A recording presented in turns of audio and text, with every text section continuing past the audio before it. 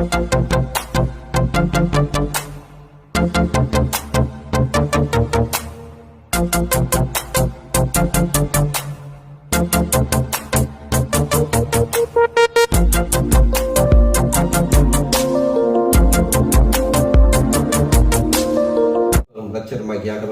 கிறிஸ்து நாமத்தில் நன்மையும் கிருபையும் சமாதானம் உண்டாகும். நீண்ட இடைவெளிக்கு பின்பு கிட்டத்தட்ட 4 மாதங்களுக்கு அப்புறம் உங்கள் மத்தியிலே ஜீவனுள்ள தேவனுடைய ஜீவனுள்ள வார்த்தைகளை பேச தேவன் கொடுத்த கிருபைக்காக தேவனுக்கு நன்றி சொல்கிறேன். இந்த தியானத்துக்கு உதவியாக யோசுவா 1 அதிகாரம் 5 வசனத்தை வாசிப்போம். எல்லோருக்கும் தெரிஞ்ச வசனம். யோசுவா 1 அதிகாரம் 5 வசனம். நீ உயிரோடு இருக்கும் நாளெல்லாம் ஒருவனும் உனக்கு முன்பாய் எதிர்த்து நிற்பதில்லை. நான் மோசையோடு இருந்தது போல உன்னோடும் இருப்பேன். நான் உன்னை விட்டு விலகுவதும் இல்லை, உன்னை கைவிடுவதும் இல்லை. நான் உன்னை விட்டு விலகுவதும் இல்லை, உன்னை கைவிடுவதும் இல்லை. இந்த நாளிலும் தேவ செய்தியின் தலைப்பு உங்களை விட்டு விலகாத ஆண்டவராகிய இயேசு கிறிஸ்து. இந்த புதிய ஆண்டிலே ஆண்டவர் அன்போடு உங்கள் கரங்களை பிடித்து சொல்கிறார், என் மகனே மகளே, என் பிள்ளையே, நான் உன்னை விட்டு விலகுவதும் இல்லை, உன்னை கைவிடுவதும் இல்லை என்று வாக்களிக்கிறார். எத்தனையோ பிரச்சனைகள் வாழ்க்கையில் இருக்கலாம், துன்பங்கள் இருக்கலாம், துயர்வுகள் இருக்கலாம், எதிர்பார்ப்புகள் இருக்கலாம். ஆண்டவர் சொல்கிறார், இந்த வருடத்திலே கலங்காத என் மகனே மகளே, நான் உன்னை விட்டு விலகுவதும் இல்லை, உன்னை கைவிடுவதில்லை. நீ துன்பத்தில் நடந்தாலும், பிரச்சனைகள் மத்தியில் நடந்தாலும், வேதனைகள் மத்தியில் நடந்தாலும், கவலைகள் மத்தியில் நடந்தாலும், நான் உன்னை விட்டு விலகுவதில்லை, உன்னை கைவிடுவதில்லை என்று ஆண்டவர் சொல்லுகிறார். அவர் வாக்கு தத்தங்களின் தேவனாய் இருக்கிறார். அவருடைய வாக்கு தத்தங்கள்லாம் கிறிஸ்துக்குள் என்ன இருக்கின்றது? ஆமேன் என்றும் ஆமேன் என்றும் இருக்கிறது. அவர் வாக்களித்தபடியே இந்த வருடம் முழுவதும் நம்முடைய இனிமையான பிரசன்னத்தினாலும் சமூகத்தினாலும் உங்களை மூடி பாதுகாப்பார். அன்பர்களே, அவர் உங்களை விட்டு விலகாதவர், உங்களோடு இருப்பவர், உங்களை கைவிடாதவர். அவர் என்ன சொல்கிறார்? உங்களை விட்டு விலகுவதும் இல்லை, உங்களை கைவிடுவதும் இல்லை. அவருடைய வாக்கு தத்தமாக இருக்கின்றது. மத்தேயு 28:23 சொல்லுகிறார், இதோ உலகத்தின் முடிவு பரியந்தம் சகல நாட்கள் உங்களோடு இருக்கிறேன் என்று. நானும் நீங்களும் வணங்குகின்ற தேவன் அப்பப்போது இருக்கிற தேவன் அல்ல, முடிவு பரியந்தம் எங்களோடு இருக்கிற தேவன் என்று. அவரை எங்களை விட்டு விலகாதவர். அவர் என்ன சொல்ற? என் மகனே மகளே, நான் உன்னை விட்டு விலகுவதும் இல்லை, உன்னை கை விடுவதும் இல்லை என்று சொல்கிறார். பாருங்க அன்பானவர்களே, எங்களை கை எப்படி எங்களையோட விலகா எப்போது கை எப்படியா விலகுமா? இப்படி நாங்கள் போகல கை அப்படி விலகி போகுமா? இல்லை. நாங்கள் நடக்கும்போது கால் வேறையா நாங்கள் வேறையா நடப்போமா? கால் அப்படியே எங்களோட சேர்ந்து வரும். அதே மாதிரி தான் ஆண்டவராகி இயேசு கிறிஸ்து கூட எங்களோடு இருப்பது உண்மை தேவ பிள்ளைகளே. எங்களோட கையும் காலும் எப்படி விலகாது எங்களோட சரத்தோடு இருக்கிறதோ அதே மாதிரி தான் ஆண்டவராகி இயேசு கிறிஸ்து உங்களோடு இருப்பது உண்மை. பாருங்க, சின்ன வயசுல அந்த பௌர்ணமி தினங்கள்ல நிலா பார்க்கறதுக்கு எத்தனை பேருக்கு தெரியாது, எத்தனை பேர் அதில் சந்தோஷப்பட்டீங்க. ஒரு அவ்வளோ பெரிய சந்தோஷமா இருக்கும். நாங்கள் ஒரு கிரவுண்ட் இல்லாட்டி எங்க சார் வெளியில அப்படியே நிலாவை பார்த்து நடந்து போக கூட அப்படியே போவோம். நாங்கள் நிலா அப்படியே வரும் எங்களோட, நான் அப்படியே திரும்பி வரக்கூட திரும்பி வரும். அப்படியே நான் சைக்கிளில் போக அப்படியே வரும். இப்போ அந்த பழம் சில நேரம் காரில் போக அப்படியே நான் பார்த்து கொண்டு போவேன். நான் இந்த இடத்துல நிற்கும். பாருங்க அன்பானவர்களே, அந்த நிலாவை பார்த்து அந்த நிலாவை படைத்த சிருஷ்டிகளும் எங்களோடு கூட இருக்கிறார் என்றால், அவர் சிநேகம் கொண்டு எங்களோடு நடந்து வருகிறார் என்றால் எவ்வளோ பெரிய ஒரு சந்தோஷம் தேவ பிள்ளைகளே. பாருங்க, அநேக வேதங்களை குடும்பங்களை பாருங்க, எங்களை நாங்கள் நேசிக்கிறவர்கள், அன்புக்குரியவர்கள், சில மனஸ்தாபங்களால், பிரச்சனைகளால், கருத்து வேறுபாடுகளால் விலகி செல்லும் போது அது எவ்வளவு வேதனைக்குரிய இதயத்தை பிடிக்கும், துன்பத்தரும், துயரத்தை தரும். இன்னைக்கு அநேக மனைவிகள் கணவன்மார் கூட ஒருவர் புரிந்து கொள்ளாமல் தேவையில்லாத பேச்சுகள் வீட்டில் ஒன்றா வாழ்ந்தாலும் வேறுபட்டு தூரமாய் எத்தனை பிரிவுகள், எத்தனை வேதனைகள், எத்தனை இருதய கடினங்கள் வரும் தேவ பிள்ளைகளே. ஆனா யார் விலகினாலும் விலகாவிட்டாலும் இயேசு கிறிஸ்து நம்மை விட்டு விலகுவதும் இல்லை, அவர் என்னை உங்களை கைவிடுவதும் இல்லை. ஆண்டவரோடு ஒரு பக்தன் நடந்து செல்லுகிறார். நடந்து சென்று அவரோடு பேசிக்கொண்டு கொஞ்சம் தூரம் சென்ற போது ஒரு காலாடி தான் இருக்கின்றது, நிலத்தான் இருக்கின்றது. கேட்கிற, ஆண்டவரே நீர் என்னோடு வரவில்லையா? நான் ஒரு காலாடியைத்தானே பார்க்கிறேன் என்று சொல்லுகிறார். அப்போது ஆண்டவர் சொல்றார், மகனே, இந்த இடம் வலுக்கிற இடம், சத்துருக்கள் சூழ்ந்தப்பட்டு இருக்கிற இடம், அதை நான் உன்னை தூக்கி சுமந்து செல்லுகிறேன், நீ பார்க்கிறது என்னுடைய காலடி என்று சொல்லுகிறார். அப்படிப்பட்ட என்னை முன்னே தூக்கி சுமந்துக்கிற ஒரு அன்பான தெய்வன் நமக்கு இருக்கிறார் தேவ பிள்ளைகளே. அந்த ஆண்டவர் இந்த ஆண்டு முழுவதும் என்னை உங்களையும் அவர் தூக்கி சுமர். அவன் எங்களை விட்டு விலகுவதும் இல்லை, எங்களை கைவிடுவதும் இல்லை. என்ன பிரச்சனை வந்தாலும், துன்பம் வந்தாலும், துயரம் வந்தாலும் அவரையே நோக்கி பாருங்க. ஒருமுறை ஆண்டவராகிய இயேசு கிறிஸ்துவின் சீடர்கள் கப்பலிலே பிரயாணம் செய்கிறார்கள். என்ன செய்தது? கடல் கொந்தளித்தது, அலைகள் வீசியது, பெரிய காற்று. சீசர்கள் கேட்டார், இயேசு எங்கே? எங்களை விட்டு விட்டாரோ என்று கலங்கினார்கள், கூக்குரைத்தார்கள். ஆனால் ஆண்டவராகிய இயேசு கிறிஸ்து அடித்தளத்தில் இருந்தார். எப்போது கூப்பிடுவார்கள் என்று காத்து கொண்டிருந்தார். வந்து காட்டையும் கடல் அலைகளையும் அடக்கினார் அல்லவா. உபாகமம் 31:8 சொல்கின்றது, கர்த்தர் தாமே உனக்கு முன்பாக போகிறார், அவர் உன்னோடு இருப்பார், அவர் உன்னை விட்டு விலகுவதும் இல்லை, உன்னை கைவிடுவதும் இல்லை என்று சொல்லுகிறார். அவர் எங்களுக்கு முன்பாக போகிறார். தேவ பிள்ளைகளே, இந்த வருடம் முழுவதும் எல்லா காரியங்களிலும் ஆண்டவர் எங்களுக்கு முன்னாக போகிறார். நீ பலன் கொண்டு தினமாயிருங்கள், அவர்களுக்கு பயப்படவும் திகைக்கவும் வேண்டாம். உன் தேவனாகிய கர்த்தர் தாமே உன்னோடு கூட இருக்கா, அவரை உன்னை விட்டு விழுவதும் இல்லை, உன் கையை கைவிடுவதும் இல்லை என்று வேதம் சொல்கின்றது. தேவ பிள்ளைகளே, உபாகமம் 31:3 சொல்கிறது, உன் தேவனாகிய கர்த்தர் தாமே உனக்கு முன்பாக கடந்து போய் அவரை உனக்கு முன்னின்று அந்த தேசத்தாரை அழிப்பார், நீ அவர்கள் தேசத்தை சுதந்தரிப்பாய். சத்தர் சொன்னபடியே யோசுவா உனக்கு முன்பாக கடந்து போவான் என்று சொல்லப்படுகின்றது. ஆண்டவர் எல்லா பிரச்சனைகள் இருக்கலாம், வேதனை இருக்கலாம், துன்பங்கள் இருக்கலாம், பல எதிர்பார்ப்புகள் வாழ்க்கையில் இருக்கலாம். தேவ பிள்ளைகளே, எதுக்கும் கவலைப்படாதுங்க. ஆண்டவர் எங்களுக்கு முன்பாக போவார். எங்கள் பிள்ளைகளை கொடுத்து, எங்களது உறவுகளை கொடுத்து, எங்களோட வேலையை கொடுத்து, எங்கள் நிகழ்காலத்தை கொடுத்து, எதிர்காலத்தை கொடுத்து, அநேக பிரச்சனைகள் இருக்கலாம். நாங்கள் ஒன்றுக்கும் பயப்பட தேவையில்லை. ஆண்டவர் எங்களை விட்டு விலகுவதும் இல்லை, எங்களை கைவிடுவதும் இல்லை. பாருங்க, இந்த குளத்துல தண்ணீர் பெருகும் போது என்னவா இருக்கும்? கொக்குகள் நிறைய வரும், தவளை வரும், மற்ற நண்டுகள் எல்லாமே அப்படியே குளத்துல வந்து நிறையனா அப்படியே அந்த தண்ணி வற்ற வட்ட வட்ட அந்த குளத்துல இருக்க பறவைகள் எல்லாமே பறந்து போயிடும், ஒன்றும் இல்லாம போகும். அதே மாதிரிதான் நாங்கள் அநேகரை நம்பி இருப்போம், அநேக காரியங்கள் அநேகரை சார்ந்து இருப்போம். எல்லாமே கைவிட்டு அந்த பறவைகளை போல பறந்து போயிருப்பாங்க, யாருமே இருக்க மாட்டாங்க. தேவ பிள்ளைகளை, அநேகரை நம்பி இருப்போம். இவங்க எனக்கு செய்வாரு, அவர் செய்வாரு, அந்த காரியம் செய்யும், இந்த காரியம் செய்யும். அந்த குளத்துல இருக்க கொக்கல் மாய் தான் தண்ணி வற்ற வட்ட எல்லாமே பறந்து போயிடும். பாருங்க, கெட்ட குமாரனிடம் அவன் காசு இருந்துச்சு, பணம் இருந்துச்சு, தவப்பண்ட சொத்துக்கள்ல அறப்பாதி இருந்துச்சு. நண்பர்கள் வந்தார்கள், கூத்தாட்டார்கள், கும்மாளம் போட்டுனார்கள், குடித்தார்கள். ஆனா தீண்ட போது யாருமே இல்லை, அவனோடு எல்லாமே விட்டுட்டு போயிட்டாங்க. கடைசியில என்ன நடந்தது? பண்டிகள் சாப்பிடுவான், தவட்டுக்கு பசினால் சாப்பிட்டான். ஆனா அன்பானவர்களே, நானும் நீங்களும் வணங்குகிற தேவன் யார் விலகினாலும் விலகாயிட்டாலும் கர்த்தர் நம்மோடே கடந்து வருவார், அவர் நம்மோடே கூட இருக்கிறார். ஆகிய பரிசுத்த பவுலடிகள் எபிரேயர்கள் நிபர் சொல்றார்.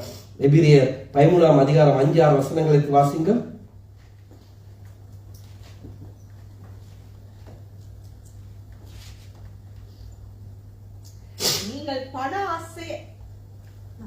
நீங்கள் பண ஆசை இல்லாதவர்களாய் நடந்து உங்களுக்கு இருக்கிறவைகள் போதுமென்று எண்ணுங்கள். நான் உன்னை விட்டு விலகுவதும் இல்லை, உன்னை கைவிடுவதும் இல்லை என்று அவர் சொல்லி இருக்கிறாரே. அதனாலே நாம் தைரியம் கொண்டு, கர்த்தர் எனக்கு சகாயர், நான் பயப்படேன், மனுஷன் எனக்கு என்ன செய்வான் என்று சொல்லலாமே. ஆமே. எங்களுக்கு பிரச்சனை வரும்போது நாங்க எதுக்கும் பயப்பட தேவையில்லை. ஆண்டவர் எனக்கு சகாயர். பயப்படாம சொல்ல, எந்த பிரச்சனை வந்தா நான் மனுஷன் நம்ப தேவையில்லை, இந்த உலகத்தை வந்து காசை பண்ண தேவையில்லை. ஆண்டவர் எனக்கு சகாயம். அவரை யாரு பயப்பட, என்ன செய்ய, மனுஷன் எனக்கு என்ன செய்வான், ஒரு பிரச்சனை பய தேவையில்லை. பாருங்க, யோசேப்போட வாழ்க்கையை பாருங்க. கர்த்தர் யோசேப்போடு இருந்தா, அவன் காரிய சுத்தியம் உள்ளவன், அவனோடு கர்த்தர் இருக்கிறார். அவன் செய்யறதெல்லாம் கர்த்தர் வாய்க்க பண்ண போத்திபார் அடைந்தான், அவனை வீட்டுக்கு அதிகாரியா வைத்தான். அதே போல தான் சிறைச்சாலை அந்த தலைமை அதிகாரி மத்தியிலே ஆண்டவர் அவனுக்கு கிருபை செய்தார், அவனுக்கு தயவு கிடைத்தது. இது மட்டும் ஆண்டவர் யோசேப்போடு இருந்தார். அவன் அரியானை ஏறு மட்டும் யோசேப்போடு இருந்தார். அந்த படுகொலியிலே போட்டு அவனை எடுத்து 20 வெள்ளிக்காசுக்கு விட்டு அது அப்புறம் போத்திபாரின் சிறை சென்று பாடுகள் அனுப்பிச்சு அவன் அரியானை ஏறி மட்டும் ஆண்டவர் அவனோடு இருந்தார். தேவ பிள்ளைகளே, அதே போலதான் எங்களோட வாழ்க்கையில தாழ்வுகள், என்ன பிரச்சனை வந்தாலும், போராட்டம் வந்தாலும், துன்பம் வந்தாலும், துயரம் வந்தாலும், வேதனை வந்தாலும், இன்னல் வந்தாலும், வியாதிகள் வந்தாலும், எதிர்பார்ப்புகள் இருந்தாலும், நாங்கள் யார ஆண்டவராகிய இயேசு கிறிஸ்துவை நோக்கி பாருங்க. தேவ பிள்ளைகளே, வேற யாருமே பார்க்க, அவரை நோக்கி பாருங்க. எங்கள் ஒவ்வொரு போராட்டத்தில் மத்தியிலுமே அவர் நம்மோடு பிரச்சனைகள் மத்தியில் இருக்கிறார், அவர் கூடவே நிற்கிறார். மனுஷங்கள்லாம் அப்படியே அந்த பறவைகளை போல பறந்து போயிடுவார்கள் பிரச்சனைகள் வரும்போது. ஆனால் ஆண்டவர் இருப்பார். அந்த யோசேப்போடு இருந்த ஆண்டவர் நானும் நீங்களும் அரியானை ஏறும் வரையும், இந்த பரம கானானை நானும் நீங்களும் அடையும் வரையும் தேவனுடைய வருகை வறுக்க மட்டும் ஆண்டவர் எங்களோடு இருப்பார். ஏசா நிருபத்துல என்ன சொல்லப்படுகிறது? எல்லா நெருக்கத்திலும் அவர் நெருக்கப்பட்டாராம் எங்களோட. அப்படி ஒரு நல்ல ஆண்டவர் எனக்கும் உங்களுக்கும் இருக்கிறார். யோசேப்போடு இருந்த ஆண்டவர் யோசபாத்தோடு இருந்தார். அவர் என்ன சொல்றார்? அவர் ராஜ்யபாரத்தை திறப்படுத்தினார். அவனுக்கு ஐஸ்வர்யமும் கனம் மிகுதியா இருந்தது. கர்த்தர் என்னோட உங்களோட இருந்தார். அதே பிள்ளைகளை நாங்கள் செய்வதெல்லாம் வாய்க்கும். எங்களுக்கு மேன்மை, உயர்வு, அந்தஸ்து, ஐஸ்வர்யம், கனம், அது பதவி இதெல்லாம் தேடி போயிட்டு அலைய தேவையில்ல. அவங்கள நான் வாழ் பிடிச்சிட்டு போக தேவையில்ல. அவங்களோட பின்னுக்கால போக தேவையில்ல. அவங்கள அதை இது கொடுத்து நாங்கள் அதெல்லாம் எடுக்க தேவையில்ல. அதெல்லாம் தானே வரும். ஆண்டவராக இயேசு கிறிஸ்து என்னோடு இருந்து முழு இதயத்தோடு முழு ஆத்மாவோட ஆண்டவரை தேடுமான பதவி, உயர்வு, மேன்மை, காசு, பணம், சொத்து, சுகம் தானா வரும். தேவ பிள்ளைகளே, இந்த வருடம் முழுவதும் கர்த்தர் என்னோடும் உங்களோடும் இருக்கிறார்கள். என்ன செய்யணும்? இந்த வருடம் முழுவதும் இல்ல, வாய்ஸ் முழுவதும் முட்டிய பரியந்த நானும் நீங்களும் ஆண்டவர் எங்களோடு இருக்கிறாங்க. என்ன செய்ய வேண்டும்? 2 நாளாகம் 15:2 சொல்லுகின்றது. வாசிப்போம். 2 நாளாகம் 15:2. அவன் வெளியே ஆசாவுக்கு எதிர்கொண்டு போய் அவனை நோக்கி, ஆசாவே, யூதா பென்யமீன் கோத்திரங்களின் சகல மனுஷரே கேளுங்கள். நீங்கள் கர்த்தரோடு இருந்தால் அவர் உங்களோடு இருப்பார். நீங்கள் அவரை தேடினால் உங்களுக்கு வெளிப்படுவார். அவரை விட்டு விட்டீர்களேயாயில் அவர் உங்களை விட்டு விடுவார். அவ்வளவுதான் தேவப்பிள்ளைகளே. வருடம் முழுவதும் நாங்கள் கர்த்தரோடு இருந்தால் அவர் எங்களோடு இருப்பார். நாங்க ஆண்டவருக்கு முக்கியத்துவம் கொடுக்கறது இல்ல, ஒண்ணும் இல்ல, ஒண்ணுமே செய்யாம ஆண்டவர் எனக்கு அது செய்யல, இது செய்யல, ஆண்டவர் இடங்கள், ஆண்டவர் சுகம் கொடுக்கல, ஆண்டவர் எதிர்பார்ப்பு சொல்லக்கூடாது. வசனத்தில் கர்த்தரோடு இருந்தால் அவர் எங்களோடு இருப்பார். அவரை தேடினால் அவர் எங்களுக்கு வெளிப்படுவார். அவர்களை விட்டு விட்டால் அவர் எங்களை விட்டு விடுவார். அன்பானவர்களே, இரக்கமுள்ள தேவன் நிச்சயமாய் கிருபை செய்வார். இந்த ஆண்டவர் தேடுவோம், நிச்சயமா அவர் வெளிப்படுவார். இந்த புதிய வருடம் மட்டுமல்ல, உலகத்தின் முடிவு பரியந்தம் அவரை விட்டு விடாமல் அவரோடு இருந்தால் அவர் எங்களோடு இருப்பார். தேவர்களோட இந்த வருடம் முழுவதும் எங்களோடு இருப்பார். ஆண்டவர் எங்களோடு இருக்கிறார் என்பதற்கு என்ன நாங்க ஒரு 4 காரியங்களை பார்க்க போறோம். முதலாவது ஏசாயா 54:10.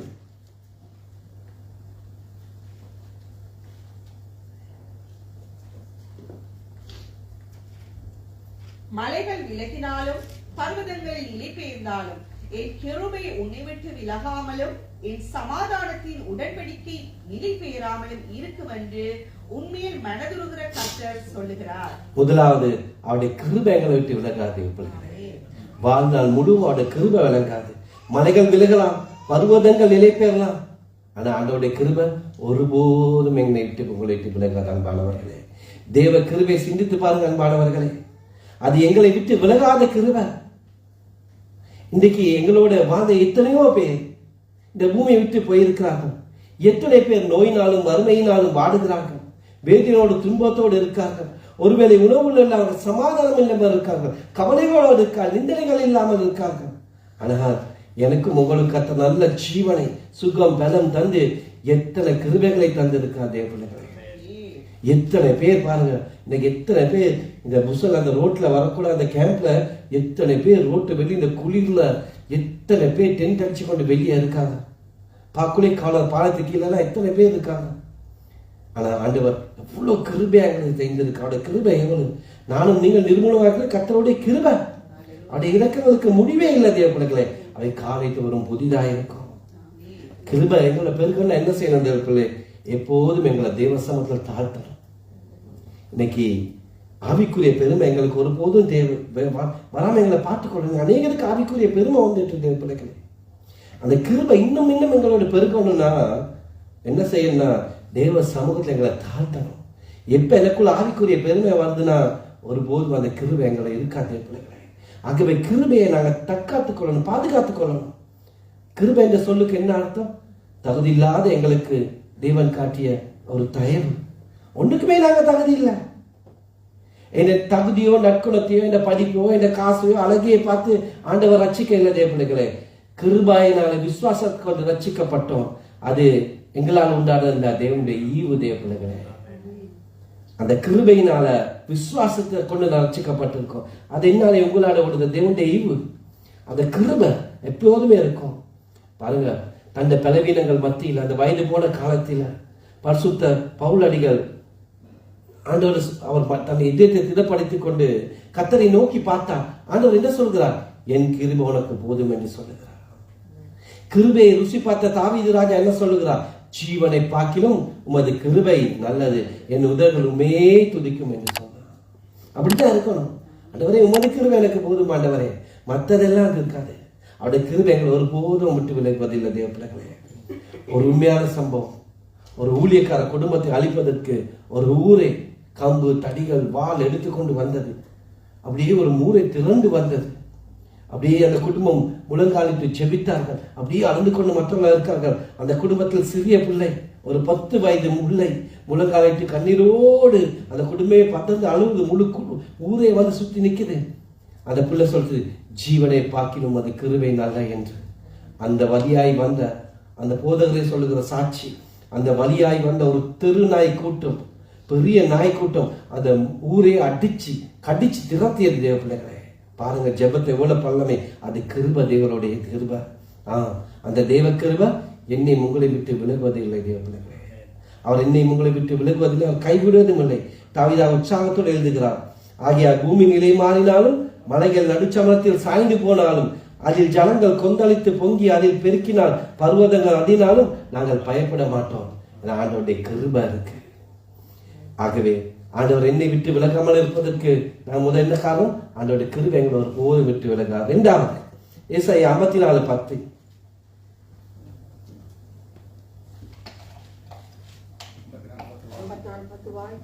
அதே வாசகம் திருப்பி ஏசாயா 54 இல்ல ஓகே, அது வசனங்களுக்கு அது என் சமாதானத்தின் உடன்படிக்கை நிலை பெறாமல் இருக்கும் என்று உண்மையில் மனதுரை கர்த்தர் சொல்லுகிறார். ஏசாயா 10 திருப்பி வாசிங்க. மலைகள் விலகினாலும் பர்வதங்கள் நிலை பெயர்ந்தாலும் என் கிருபை உன்னை விட்டு விலகாமலும் என் சமாதானத்தின் உடன்படிக்கை நிலை பெயராமலும் இருக்கும் என்று உண்மையில் மனதுருகிற கர்த்தர் சொல்லுகிறார். முதலாவது என்ன? அவருடைய கிருபை விளங்குவதில்லை. 2வது அவருடைய சமாதானம் எங்களை விட்டு விலகுவதில்லை. தேவ பிள்ளைகளே, கர்த்தர் எங்களை விட்டு விலக மாட்டார். அவர் போதும். அவருடைய கிருபை எங்களை விட்டு விலகிறது மட்டுமல்ல, அவர் என்னோடு உங்களோடு செய்திருக்க உடன்படிக்கை கூட்டி எங்களை விட்டு விலகுவதில்லை. ஏன்னா அவர் சமாதானத்தின் காதல், சமாதான தேவன், சமாதான பிரபு, சமாதான கர்த்தர்.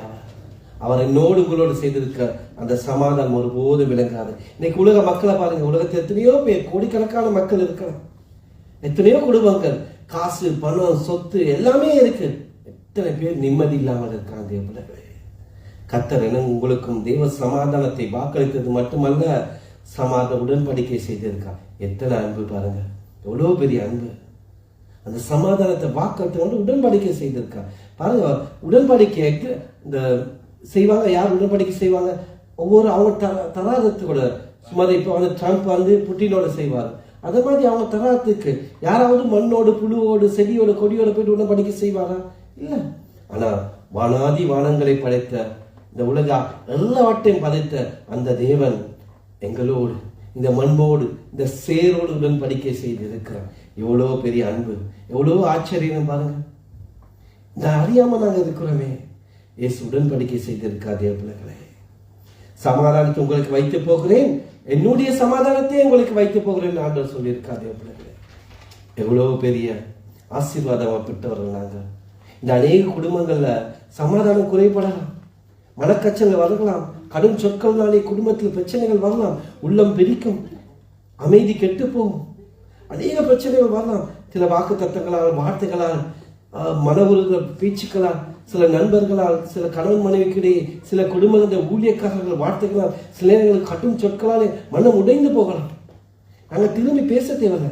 கர்த்தருடைய பாதத்துக்கு சென்று ஆண்டவர் என்னோடும் உங்களோடும் செய்திருக்க உடன்படிக்கை நினைவு கூறணும். ஆண்டவர் சமூகத்துக்கு போயிட்டு அப்போது எங்கள் வாழ்க்கையில எல்லா புயலும் கொந்தளிப்பும் அமர்ந்து ஏற்படுகிறது. நாங்கள் திரும்பி அவங்க பேசுறா, என் மனைவி பேசுறா, திரும்பி பேசுறா, பிரச்சனை இதாயிடும். அமைதியா இருந்து பாருங்க, அப்படியே எல்லாமே புயல் அடங்கி போயிடும். நீங்களும் திரும்பி பேசி அவங்களும் சொல்லி அது சமாதானம்.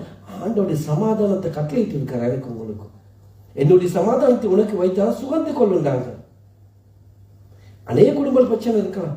தேவ சமூகத்தில் போயிட்டு ஆண்டவரே சொல்லி அவர் எனக்கு ஒன்று ஒரு சமன்படிக்கின்ற இருக்கு, எனக்கு சமாதானத்தை கட்டளையிட்டு இருக்கு ஆண்டவரே, நீர் ஆண்டவரே உங்களுடைய சமாதி எனக்கு வைத்த அந்த சமாதி தாரும் என்று தேவ சமூகத்திலே நாங்கள் இருக்கும்போது எல்லாம் எங்கள் வாழ்க்கையில புயல் கொந்தளிப்பு எல்லாமே அடங்கி போயிருக்கும். தேவ பிள்ளைகளே, பிலிப்பியர் 4:7 சொல்லுங்க, எல்லா புத்திக்கும் மேலான சமாதானம் உங்கள் இருதயங்களையும் உங்கள் சிந்தைகளையும் கிறிஸ்து இயேசுக்குள்ளாய் காத்து கொள்ளுங்கள். திடன் கொள்ளுங்க தேவர்களே. தேவனுடைய சமாதானம் எங்களை விட்டு விலகுவதில்லை. முதலாவது என்ன? கிருபை எங்களை விட்டு விலகுவதில்லை. இரண்டாவது சமாதானம். மூன்றாவது யாத்ராகமம் 13:22.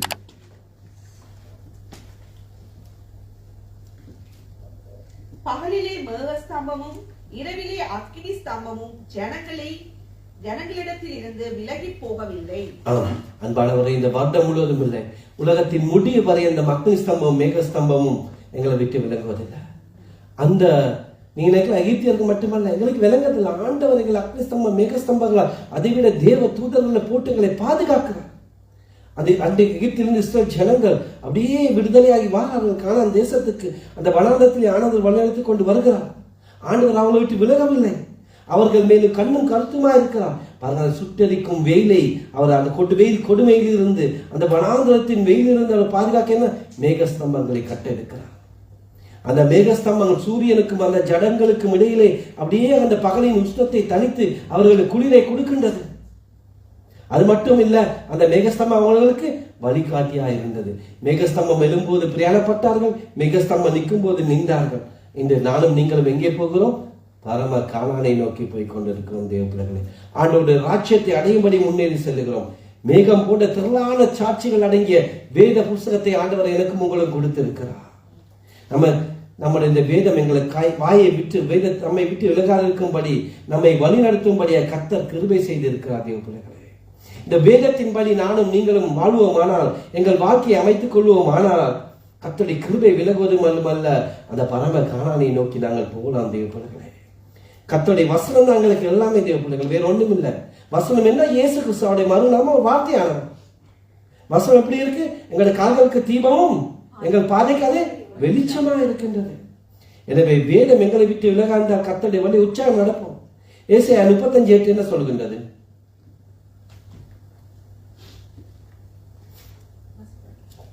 ஏசாயா 35:8.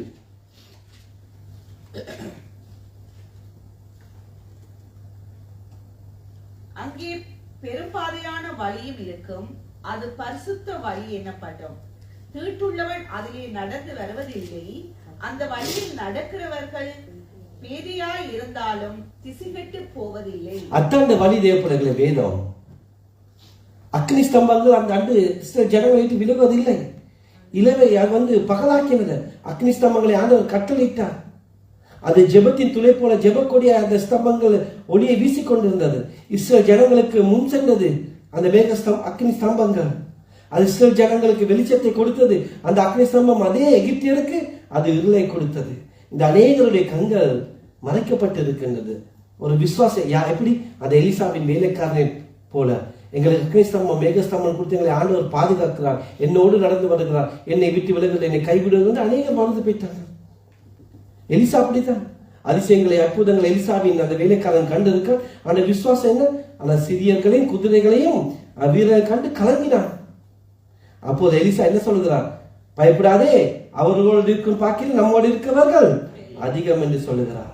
அப்போது தான் ஆண்டவர் வேலைக்காண்ட கண்களை திறக்கிறார். அவன் அப்படியே அந்த மலையை சுழித்து அக்கினிமயமான குதிரைகளின் ரதங்களை கட்டு பாருங்க. அதே போலதான் இன்றைக்கு எங்களுக்கு விரோதமாக அநேகர் எழுப்பி வரலாம். எத்தனை பேர், எத்தனாயிரம் பேர் தான் எழுப்பி வரலாம். ஆனா என்ன பிரச்சனை வரலாம்? ஜனங்கள் மட்டும் இல்ல, ஆயிரக்கணக்கான பிரச்சனைகள் உங்களை விட்டு வளர்க்கணும். கர்த்தர் உங்களை ஒரு போட்டும் விட்டு விலகுவதில்லை. தேவங்களே, அந்த மலையை எலிசா சுற்றி மலையை விட்டு ஆசாரியா குதிரை வீரர்களும் அந்த ரதங்களும் சுற்றி இருந்த போல எங்களை முட்டு வாக்கில் அப்படியே பிரச்சனைகள் சுற்றி அப்படியே நெருக்கி கொண்டு இருக்கலாம். ஆனா ஒருபோதும் அவர் கூட இருக்கிற எங்களோட இருக்கிற அதிகம் நம்மோட ஆண்டவர் பெரியவர். அவர் ஆக எல்லாவற்றையும் விடுதலை கொடுப்பார். ஆகவே ஏன்னா எங்களுக்கு அவிசுவாசம் இன்னைக்கு அநேக பேருக்கு அதுதான். அந்த எலிசாவின் வேலைக்காரன் போல அவிசுவாசம் இருக்கு. ஐயோ, எனக்கு இவ்வளவு பிரச்சனை, இவ்வளவு வேதனை, இவ்வளவு துன்பம், எனக்கு எதிராக இவ்வளவு பேர் வராங்க. பயப்பட தேவையில்லை. அவர்களோட இருக்க எங்களோட பெரியவர், எங்களோட பேர் அதிகம் பேர் தேவையில்லை. அந்த சத்ராக் மேஷாக் அபேத்நேகோ அந்த 7 மடங்கு சூடாக்கி அதை அங்கே குளிர போடுனார். தேவன் விலகினாரா? இல்ல, 4வது அவரோடு உலாவினார். அப்படிப்பட்ட தேவன் நம்மோடு இருக்கிறார். எங்களை அக்கினி அந்த அப்படி குழிக்குள்ள போட்டாலும் பிரச்சனை. நம்முடைய ஆண்டவர் அவர் எதிர்கால் தப்பிக்க நம்மை வல்லமே உள்ளவர். அந்த யோசேப்போடு இருந்தார், மோசேயோடு இருந்த ஆண்டவர் என்னோடு உங்களோடும் இருப்பார். தேவனே, நாங்கள் தண்ணீரை கடக்கும் போதும் அவர் எங்களோடு இருப்பார். ஆறுகளை கடக்கும் போதும் இருப்பார். அந்த தண்ணீர் மலைகள் எங்களை ஒருபோதும் புறவில்லை. அக்னி நடக்கும் போது நாங்கள் வேகாமல் இருப்போம். அக்னி ஜுவாலை நம்மை ஒன்றும் பாதிக்காதே பிள்ளைகளே. அப்படி ஒரு ஆண்டவர் நமக்கு இருக்கிறார். ஆக இந்த புதிய வருடத்தில் ஆண்டவர் என்னை விட்டு விலகுவதும் இல்லை, என்னை கைவிடுவதும் இல்லை. அவருடைய கிருபை எங்களை விலகாது. சமாதானம் இல்லை. அக்னி ஸ்தம்பங்களால் மேக ஸ்தம்பங்களாலும் எங்களை பாதுகாப்பார். என்னதான் எங்கள் வாழ்க்கையில பிரச்சனைகள் வந்தாலும், அந்த திரளான ஜனங்கள் எங்களுக்கு வந்தாலும் ஆண்டவர் என்னை உங்களை பாதுகாப்பார். 4வது ஏசாயா 59:21.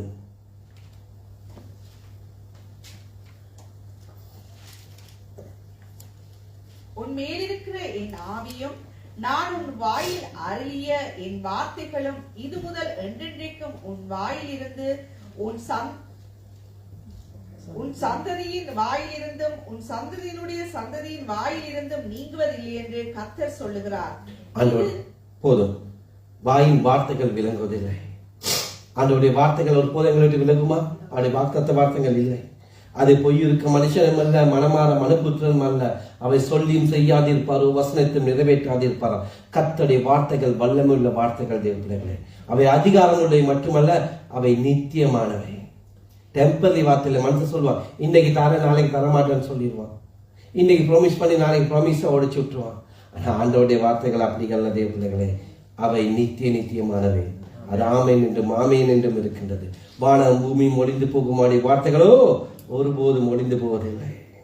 பரிசுத்த பவுலடியார் சொல்லுகிறார், என் வார்த்தைகள் உன்னை விட்டு விலகுவதில்லை. எவ்வளவு உண்மையோ அவருடைய வாக்குத்தத்தங்கள் கிறிஸ்துக்குள் ஆமென்றும் என்றும் இருக்கின்றது. கர்த்தருடைய வார்த்தைகளை தாவீது ராஜா அவளோடு உட்கொண்டார். என்ன சொல்லுகிறார் பார்த்து, அவை தேனிலும் தேனிலும் மதுரமான வார்த்தைகள் அனுப்பிட்டார். அது மட்டும் என்ன சொல்ல, பொன்னிலும் பசும் பொன்னிலும் விளையாட பெற்றிருந்தார். அவருடைய ஜெபம் என்ன தேவ பிள்ளைகளே? சங்கீதம் 119, 43, 44 ஜெபிக்கிறார். சத்திய வசனத்தை முற்றிலும் என் வாய் நின்று நீங்க விடாதேயும், நான் எப்பொழுதும் என்றைக்கும் உமது வேதத்தை காத்துக் கொள்வேன். நாங்கள் சொல்லணும், ஆண்டவரே உமது வசனம் எப்போதும் என் வாயில இருக்கணும் ஆண்டவரே, என் இதயத்தில் எப்போதும் இருக்கணும் ஆண்டவரே, நான் எப்போதும் வாய்க்கணும் ஆண்டவரே. அந்த வார்த்தைகள் எங்களை ஒருபோதும் விளங்காதே பிள்ளைகளே. அவர் வாக்குத்தத்தை கொடுத்தது, வசந்த ஒரு வாக்குத்தத்தை கூட, நான் உன்னை விலகுவதே உன்னை கைவிட செய்வார் ஆண்டவர்.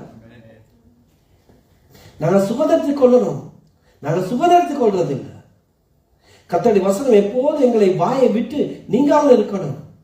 கர்த்தருடைய வசனத்தை வைத்து ஜெயம் பெறணும். தேவனுக்கு வியாதி வந்தா வேண்டும் வருமா அந்த வசனங்களை ஜெபிக்கணும். வசனத்தை சத்துருவை வீழ்த்தணும். சத்துருக்கு திருப்பி நாங்கள் துரோகம் பண்றது அல்ல, வசனத்தை வைத்து சத்துருவை வெடிக்கணும். வாக்கு தத்தங்களை சுகந்தரித்துக் கொள்ளணும். ஏசாயா 55:11 என்ன சொல்கிறது?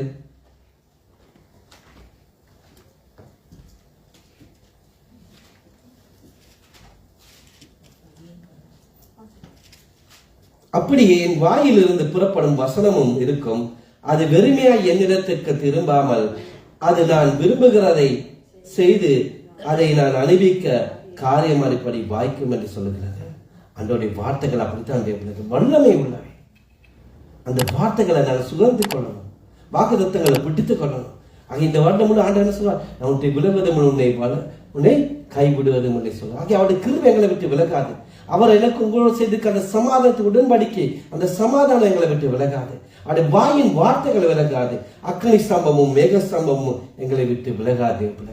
இந்த வருடம் முழு அந்த 4 காரியங்களை வைத்து ஆண்டவரே நீ சொல்லியிருக்க, எங்கள் பிரச்சனை வரும்போது ஜெபிக்கணும்.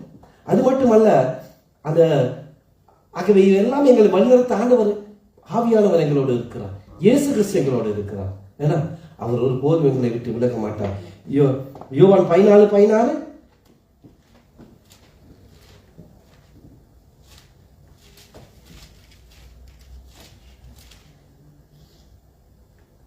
நான் பிதாவை வேண்டிக் கொள்ளுவேன், அப்பொழுது என்றென்றைக்கும் உங்களுடனே கூட இருக்கும்படிக்கு சத்திய ஆவியாகிய வேறொரு தேற்றவாளனை அவர் உங்களுக்கு தந்தருளுவார்.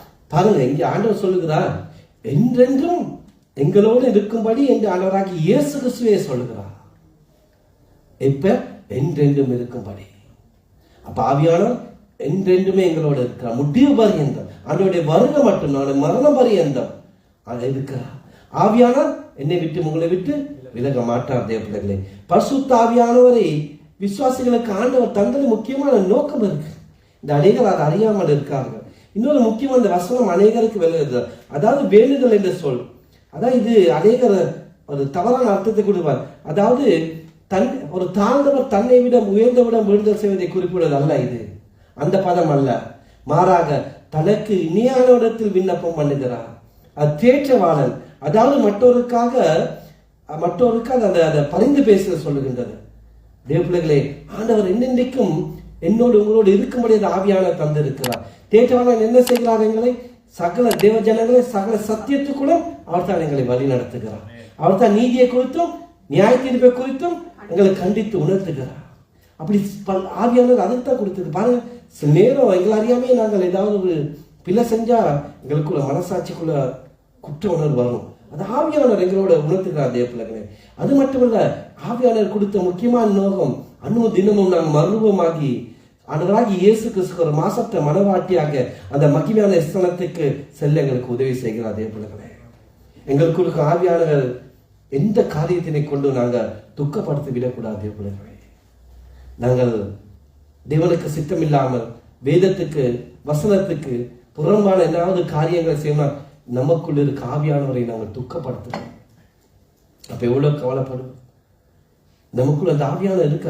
எப்போது நீங்கள் உங்களை ஒப்பு கொடுத்து ஆண்டவரோடு உடன்படிக்கை ஞானஸ்தானம் எடுத்தீர்களோ அன்றைக்கு ஆவியானவர் உங்களுக்கு வாசமா இருக்கிறார்.